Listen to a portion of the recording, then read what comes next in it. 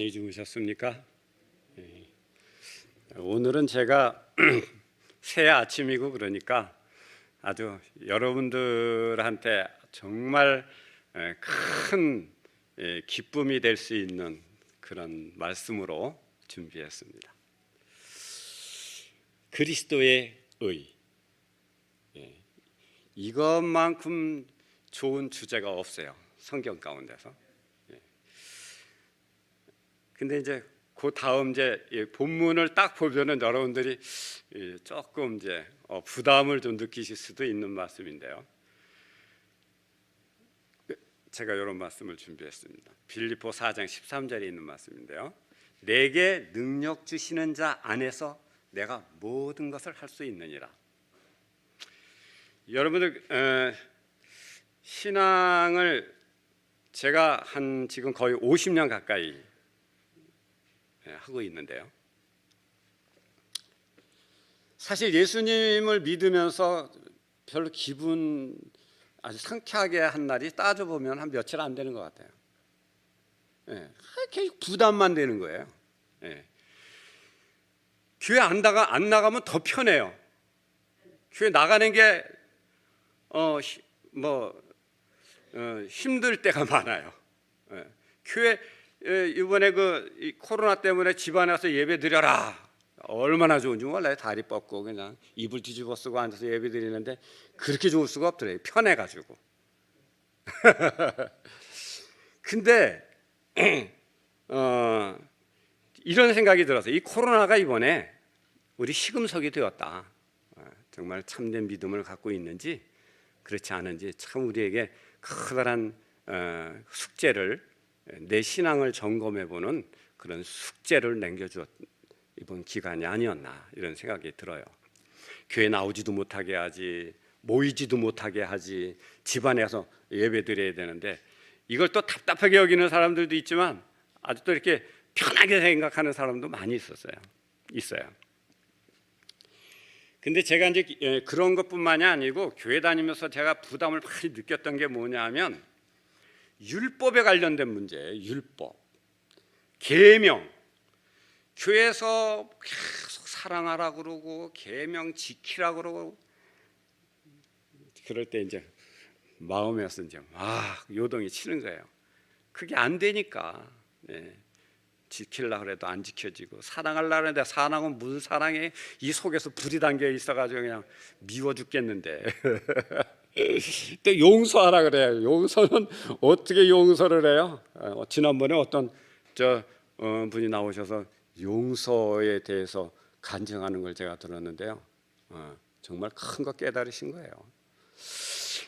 제가 그런 해결하지 못하는 문제들을 딱 해결해 준 게 뭐였냐면 그리스도의였어요.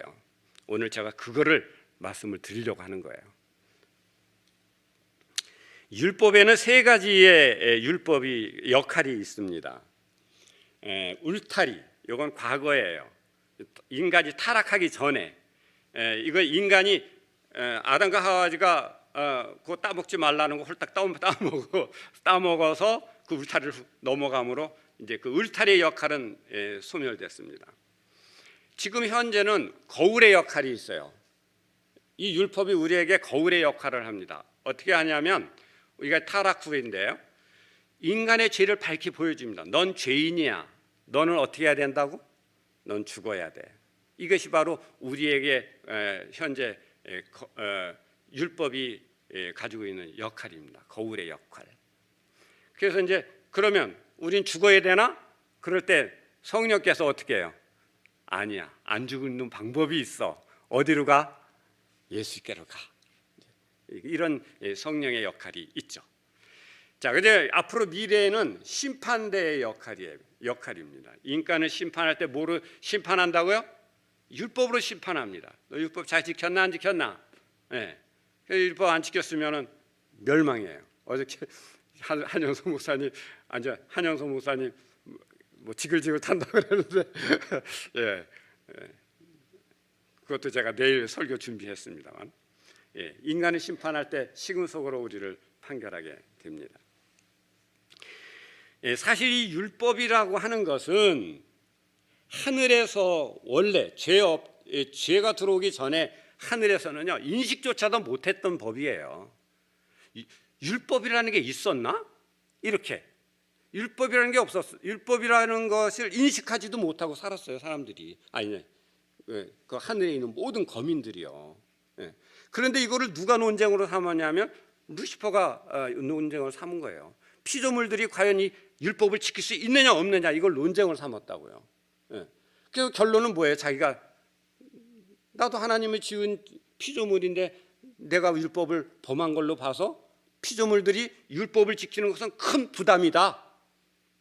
그러니 이것은 하나님이 이 율법을 만들어 놓은 것 자체가 잘못이다. 이렇게 논쟁을 붙였단 말이에요.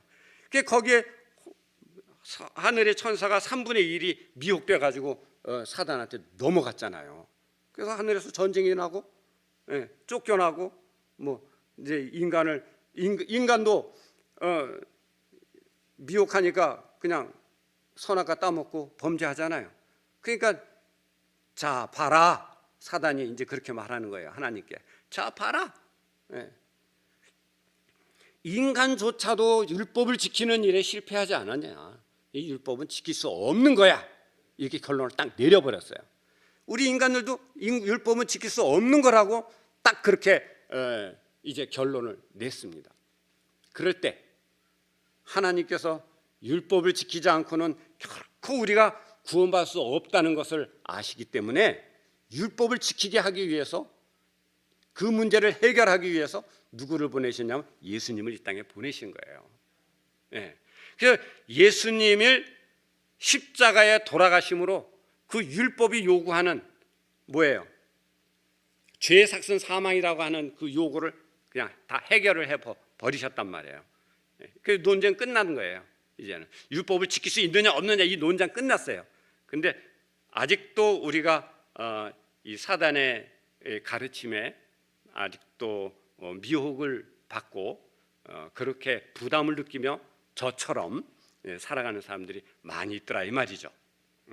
그래서 제가 오늘 그 말씀을 한번 나눠보고자 하는 것입니다. 자, 우리에게 계명과 율법이 있는데 그 어떤 관계인지 한번 볼게요. 성경에 이 율법과 계명에 대해서 어떻게 말하느냐면 예수님이 직접 말씀하신 거예요. 네가 생명에 들어가려면 계명을 지켜라 그래요. 이거 엄청난 말씀이에요. 네가 생명에 들어가려면 계명을 지키라는 거예요. 그리고 서로 사랑하라는 거예요. 서로 사랑하라. 너희가 서로 사랑하는 것이 이게 뭐냐면 나의 계명을 지키는 거라 그래요.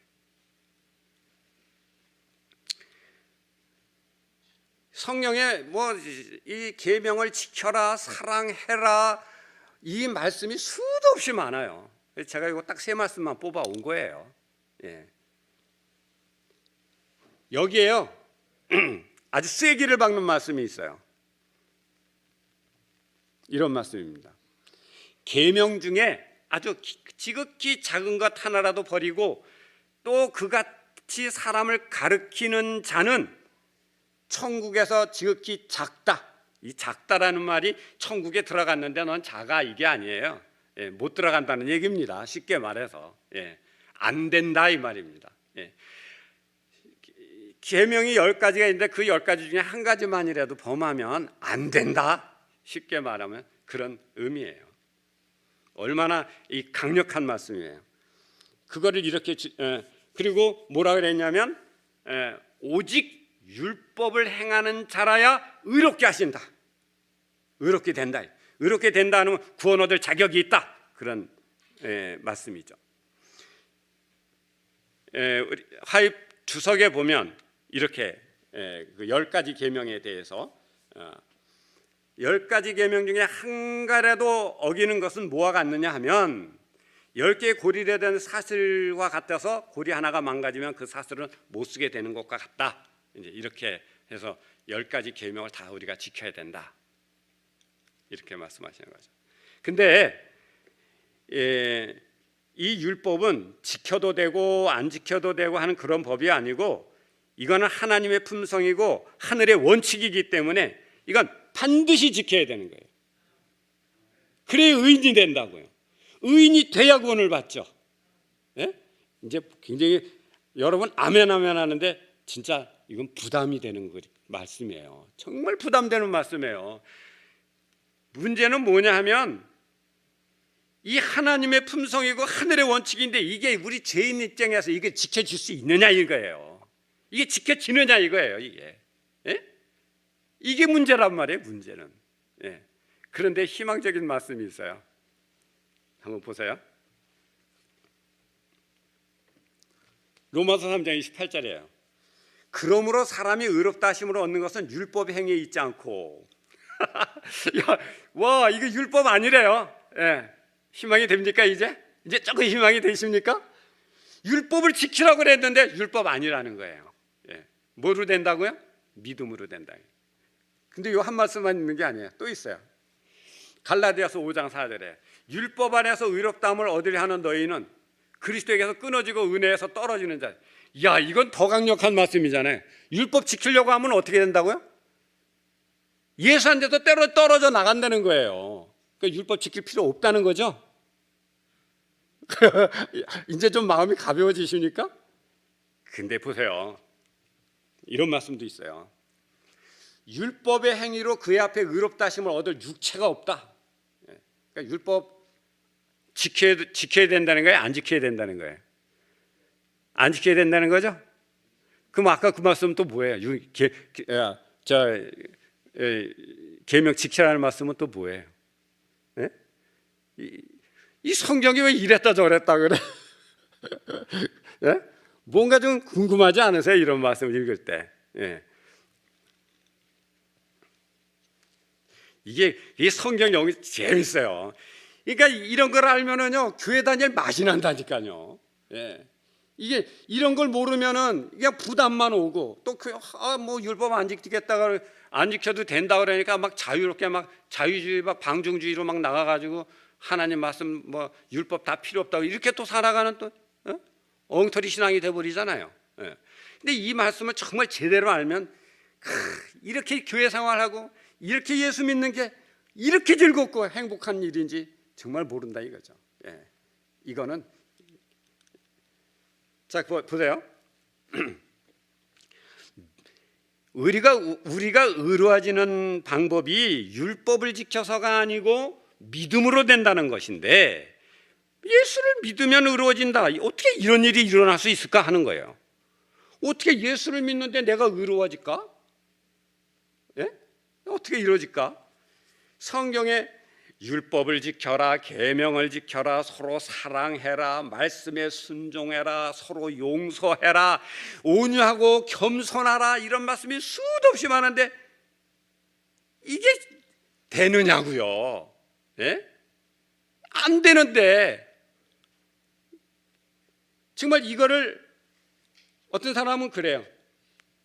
이 죄인은 지킬 수 없지만 성령이 함께 하시면 이 율법을 지킬 수 있는 능력을 주실 거라고 또 이렇게 또 말하는 사람들도 있어요.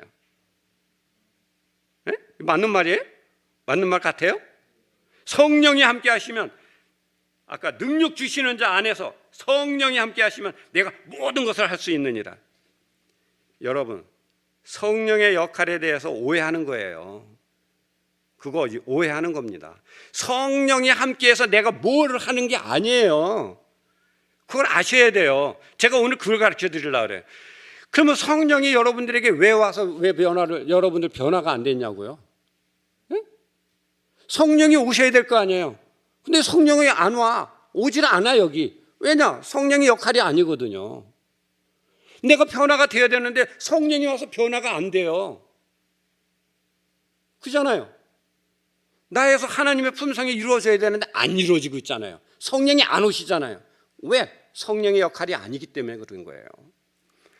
자 보세요.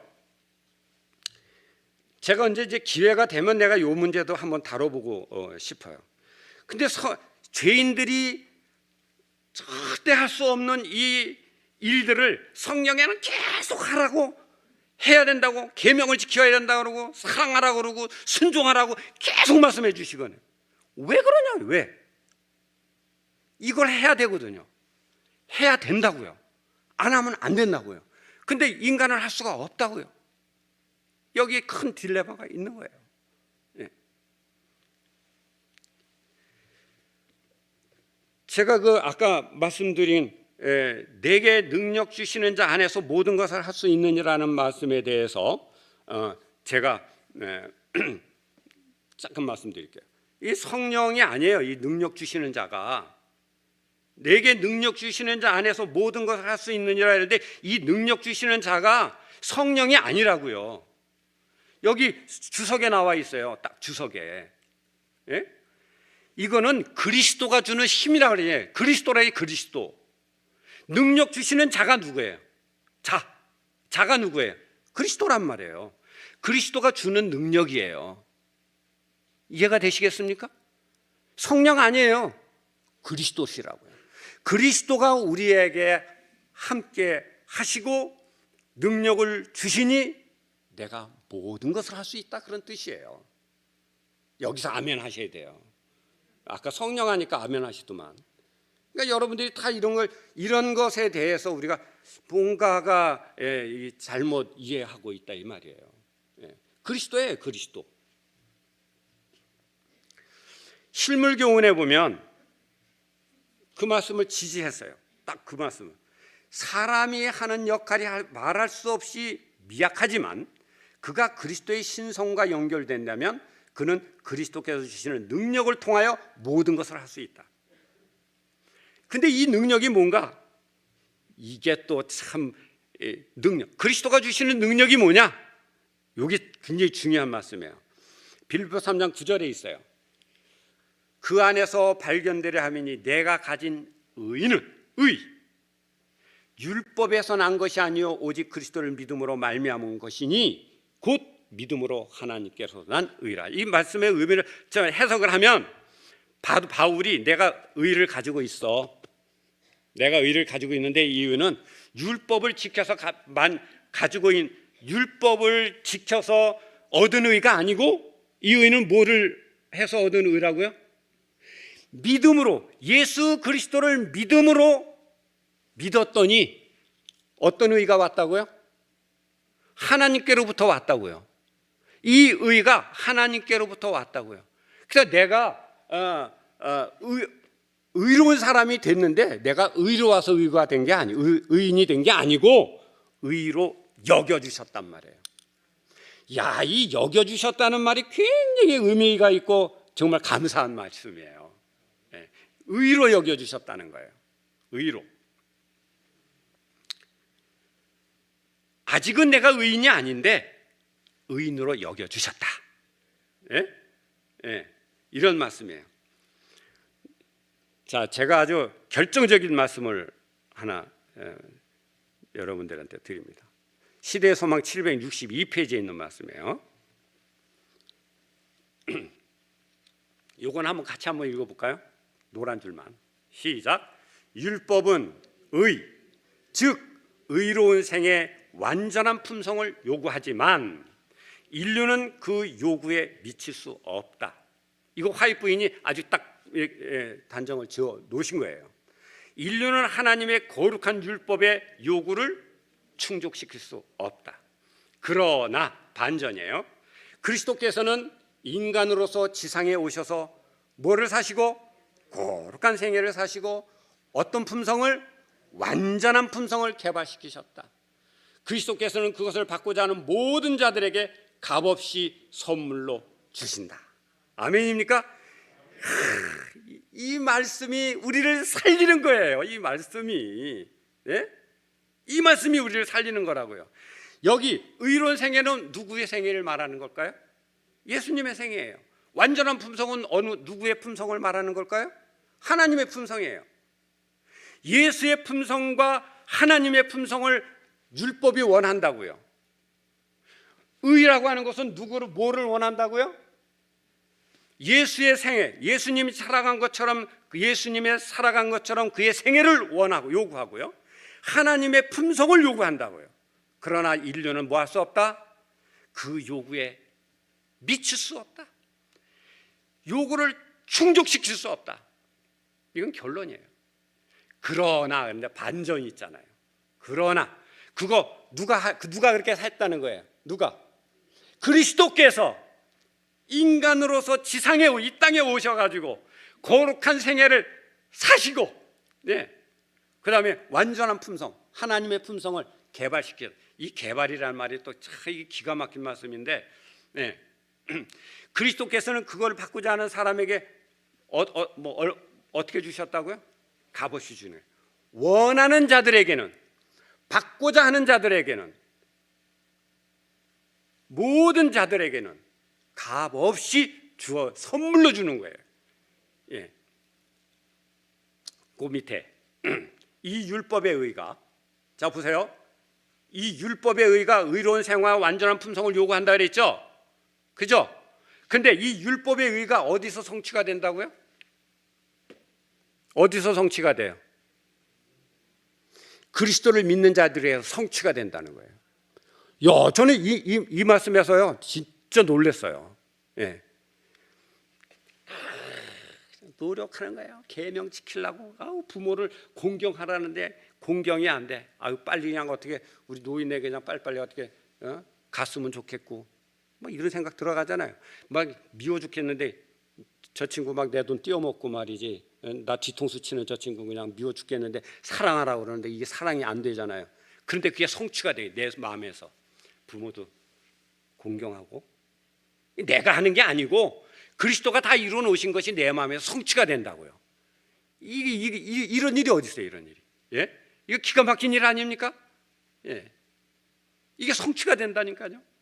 계명을 지키려고 막 노력하는 게 아니고, 말씀에 순종하려고 막 애를 쓰는 게 아니고, 그냥 성취가 돼. 내 안에서 그리스도를 믿는 그 믿음이 있었더니 그 믿음이 나로 하여금 그런 것이 성취가 돼.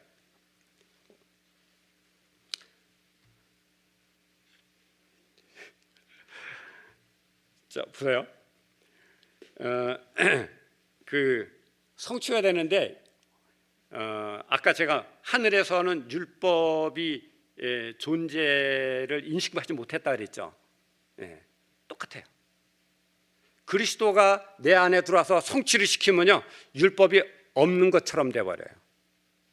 예, 내가 율법을 지켜야지가 아니라 어느새 내가 지키고 있어. 예? 이게 성취가 된 거라고요. 이게. 그래서 사도 요한과 바울은 이렇게 말씀했습니다. 그런즉 우리가 믿음으로 말미암아 율법을 폐하느냐? 그럴 수 없느니라. 도리어 어떻게 한다고요? 율법을 굳게 세우느니라. 이건 내가 막 세우려고 노력을 한 게 아니고 그냥 자동이 내 안에서 성취가 돼가지고 율법을 굳게 세우고 있어요. 감사합니까? 예. 사도 요한은요, 아주 적절한 말씀으로 우리에게 참 이렇게 나눠 주십니다. 그의 계명은 무거운 게 아니다. 예, 얼마나 감사합니까? 이게요, 우리에게 계명과 뭐 이런 율법과 사랑, 순종, 용서 이런 것들이 다 큰 부담으로 왔었지만은 이것이 내가 실천하는 것이 아니고 그리스도가 들어오시니 능력 주시는 자 그리스도가 다 내 안에서 거룩하게 생애를 사시고 완전한 품성을 이루어 놓으신 그 품성이 내 안에서 어떻게 되는 거라고요? 나타나는 거예요. 그걸 성취된다 그래. 나타나는 거예요. 나타나. 예. 이게 그리스도의 의라고요. 그리스도의 의. 이 그리스도의 의만큼 우리에게 큰 희망이 되고 용기가 되는 말씀이 없습니다.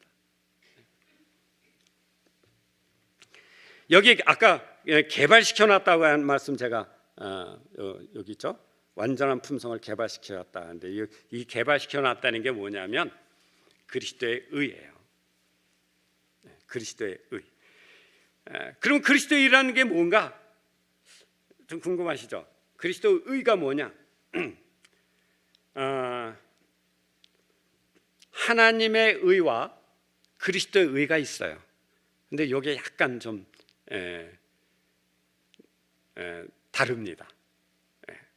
하나님의 의가 있고 그리스도의 의가 있는데 이게 약간 달라요. 제가 이거 설명을 할게요. 질적으로는 같아요. 질은 같아요. 질. 근데 사이즈가 달라요. 사이즈가. 쉽게 얘기해서 이렇게 예를 들 수 있습니다. 전기를 만들어내는데 발전소에서 막 수십만 볼트의 그 전기를 만들어내죠. 변전소로 보냅니다. 그럼 변전소에서 2만 5천 볼트의 전기를 보내요. 어디로? 전보산대 변압기 다 붙어 있죠. 그 변압기로 보내요. 그 변압기에서 220볼트로 가정에다가 공급을 해요. 그럼 거기서 우리가 마음대로 이런 거 쓰는 거예요. 가전제품을. 그 쓰고 나면 뭐 줘야 돼요? 사용료 줘야 돼요. 사용료. 마찬가지로 하나님의 의가 바로 우리에게 오면 우리는 다 죽어요. 감당을 할 수가 없어요. 우리 죄인들이. 그래서 그리스도께서 그 하나님의 의를 받아서 다운시키는 거예요. 우리가 다 사용할 수 있도록, 다 받을 수 있도록 여러분들이 그게 그리스도의 의예요. 다운시켜 놓은 거예요. 근데 우리가 그 그리스도의 의를 받으면 공짜로 받나요? 아까 값없이 준다 그랬는데 값없이 주는데 또 와서 사라는 말씀도 있어요. 사용료 내야 돼요. 여러분, 이 그리스도 의도 사용료 내야 돼요. 뭐가 사용료가 될 것 같아요? 헌금 많이 바치면 될까요? 봉사 많이 하면 될까요? 뭘 것 같아요? 우리 김영국 집사님. 율법. 사용료가 뭐냐면요, 죄예요. 죄. 내 죄를 다 갖다 드리는 거예요, 하나님한테. 이해하시겠습니까?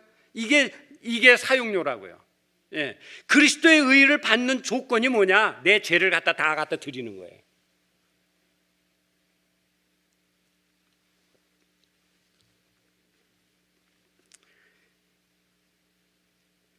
우리가 이 성경이나 또 말씀 중에서 계속해서 우리에게 예수님의 생애와 하나님의 품성을 자꾸 강요받을 때가 많아요. 뭐 순종하라 그러고 계명 지키라 그러고 용서하라 그러고 온유하고 겸손하라. 그거 다 우리가 할 수 없는 것들이거든요. 겸손, 우리가 겸손해질 게 뭐가 있어요? 겸손은 예수님이 하시는 거예요. 우리가 용서할 게 뭐가 있어요? 용서는 하는 게 아니에요. 받는 거지. 우린 용서 받는 사람이지 용서하는 사람이 아니에요. 겸손도 마찬가지예요. 우리 겸손할 게 뭐가 있냐고요. 예수님만 겸손하신 분이에요. 예수님만. 그런 것을 자꾸 우리가 강요를 받아요. 우리에게 자꾸 하라고. 그럴 때 여러분, 그럴 때 뭐를 기억해야 된다고요? 뭐를 기억하라고요? 뭐를 기억하라고요?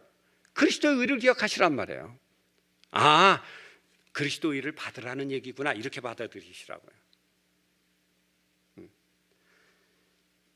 저는요, 그런 성경이나 이런 말씀들을 들을 때 그거 율법을 행하고 말씀에 순종할 수 있는 방법 좀 가르쳐 주세요. 처음에 제가 이제 그런 말씀을 들을 때 그렇게 들었어요. 어떻게 하면 순종할 수 있죠? 그래서 요즘에는 제가 그런 말씀을 들을 때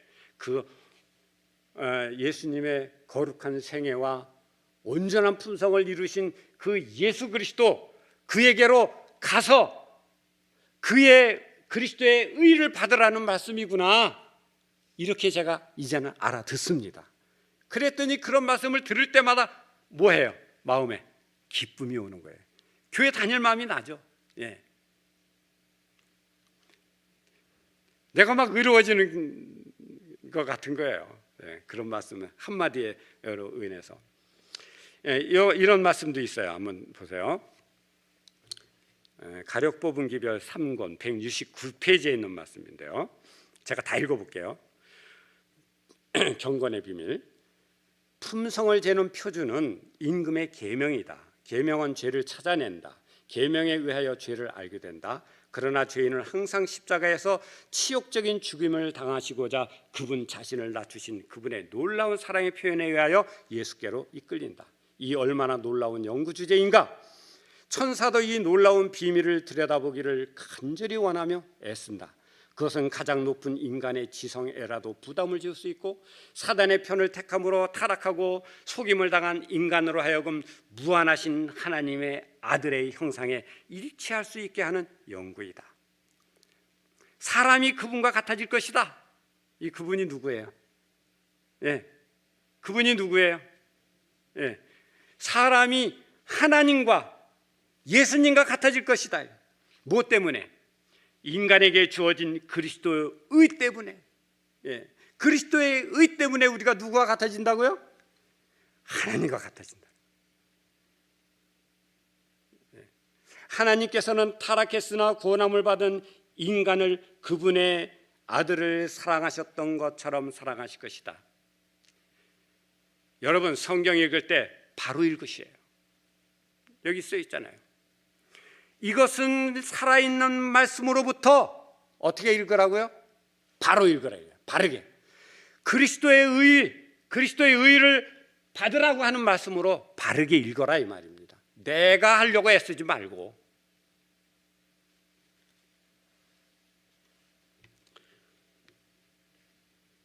사단은요, 우리 사람들을 얼마나 이 뇌 구조를 갖다가 완전히 바꿔놨는지 우리가 성경을 읽을 때마다 부담을 느껴요.